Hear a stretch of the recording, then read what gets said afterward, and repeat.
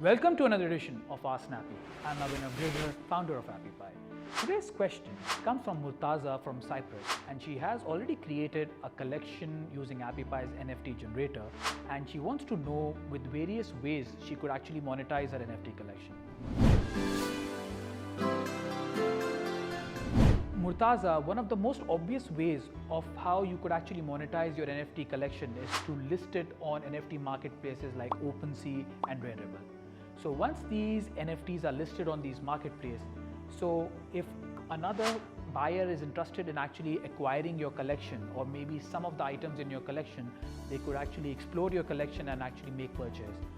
So each time a user buys it, the money automatically comes to your MetaMask wallet with which you basically minted that token.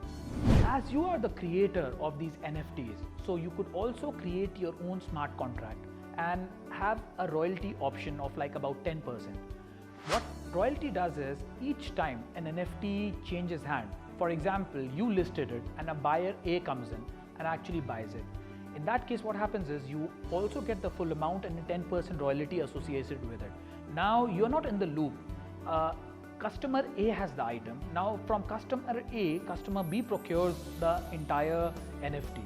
Even in that case, you continue to get the 10% amount each time NFT changes hand from A to B, B to C, C to D, and so on. So this royalty is an awesome way to generate those recurring revenues coming from your NFT collection. And recently, I have also seen a couple of very cool methods of how our user community is monetizing their NFTs. They are leveraging a lot of gaming platforms and offering their NFT collection to these gaming platforms. And in the gaming platform, users are able to purchase these NFTs from the in-game platforms using the in-game purchase that Google Play and Apple Store offers. Recently, I've also seen the trend of a lot of our users stacking their NFTs in some wallets to ensure that there is limited supply of their NFTs. So thereby ensuring that the demand is less and the prices are actually higher in order to generate high level of profits. Another big use case that we are seeing lately is a lot of users who had a lot of collectibles available to them. They could be digital or they could be physical. Essentially what they're doing is they're converting their digital assets into NFTs using the NFT converter that we have, by adding some filters or adding no filters. We have a Cartoonify filter, we have added a pixel filter, we have added 3D filter, we have got a sketch filter, or no filter at all. So you could basically take any of the digital products that you have and convert those into NFTs, and then you can actually resell it to, again, in NFT marketplaces like OpenSea and Rarible.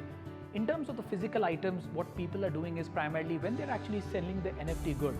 Let's, for example, if you have a signature of Matt Damon, so you're essentially doing is you're converting that into an NFT, and when you're actually selling that item, you're also mailing the person the physical good as well.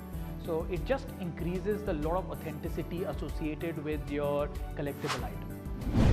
So these are some of the ways with which I am seeing users are monetizing their NFT collection, but as the market is still in its nascent stage, multiple other use cases of monetization will be available, and as they come along, I'll be updating these tutorials for you to see. We now have created a detailed tutorial with which you'll be able to create your own NFT collection, and all of that without paying any gas fees.